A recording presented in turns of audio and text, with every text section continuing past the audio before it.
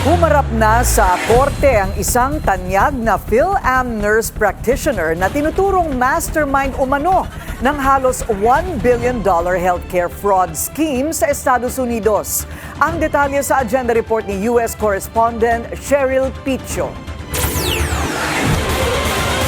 Isang PhilAm nurse practitioner na pinarangalan bilang isa sa 2025 Top Outstanding Filipinos in the World ng TOFA ay ngayon humaharap sa isang malaking federal case sa US. Si Maricel Yuki na inaresto sa Houston kamakailan lang ay inakusahan bilang tagapasimuno sa isang $906 million healthcare fraud scheme. Ilang araw na lang matapos i-unseal ang isang federal grand jury indictment, humarap sa federal court si Maricel Yuki matapos siyang kunin at ilagay sa kustodya.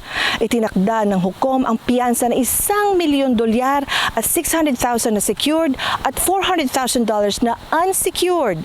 Ngayon, tuloy na ang kaso sa federal judicial process habang naghahanda ang mga prosecutors at depensa para sa mga susunod na pagdinig at legal na laban. Isang kababayan na nakakakilala kay Yuki na ayaw magpakilala ay nagkwento tungkol sa image ni Yuki sa Houston PhilAm community. They moved here and they're as well, very friendly then and very accommodating. They would support Filipino projects, community gatherings. They'll be there supporting the community. Ayon sa mga investigador, pinondohan ang image na yan ng perang galing sa pandaraya. Nakalista sa court records ang isang $865,000 Bulgari diamond necklace, isang $600,000 Ferrari at 8 ari-arian kabilang ang 6 na bahay sa Nevada, isa sa Houston at isang multi-million-dollar na bahay sa Hawaii. Ayon sa kanyang kakilala, ikinagulat ng marami ang mabilis na pagyaman ni Yuki. Ayon pa sa prosecutors, maitinatayong 4.6 million beachfront resort sa Santa Ana, Cagayan, Philippines si Yuki na ngayon nais kumpiskahin ng gobyerno. Bahagi ang kasong ito ng malawakang crackdown laban sa healthcare fraud sa buong bansa.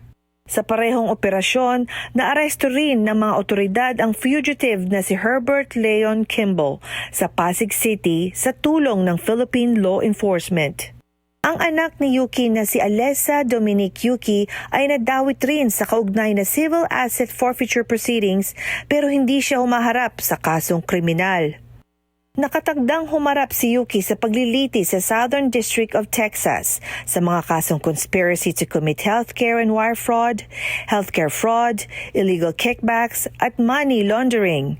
Siya ay naghain ng not guilty plea at pinalaya habang hinihintay ang paglilitis sa ilalim ng mahigpit na kondisyon kabilang ang home detention. Para sa agenda, Cheryl Picho, Billionaire News Channel, Houston, Texas.